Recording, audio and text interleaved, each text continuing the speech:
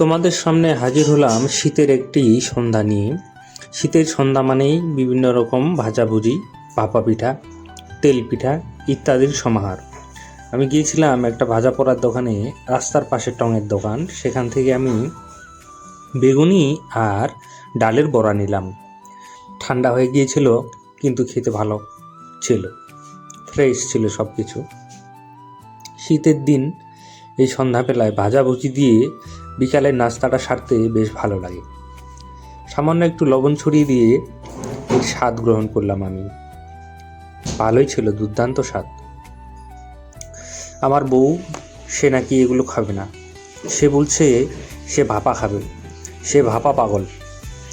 আমি যেমন নাটক দেখেছি চাকর, পানখোর, কিন্তু আমার বউ সে হচ্ছে ভাপা পাগল।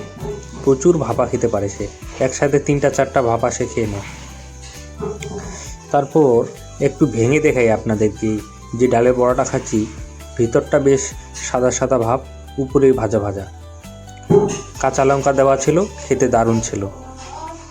কয়েকটা ছোট পুচকি পাচকা এসছে, তারাও চপ কিনতে এসছে। একেবারে রাস্তার পাশে প্রচুর বিক্রি হয়। আমরা শেষ সময় গেলাম, একটু লেট করে বের হয়েছি, সেই জন্য। প্রতি পিস 5 টাকা, খুব বেশি দাম নয়। আমার বউ ভাপা খাবে, সেজন্য ভাপার দোকানে গেলাম। সে ভাপা খাচ্ছে। সে আজকে অবশ্য তার বলছে যে ভাপাটা অতটা ভালো লাগেনি, একটু শুকনা শুকনা বেশি লাগছে, মানে ঝরঝরা টাইপের।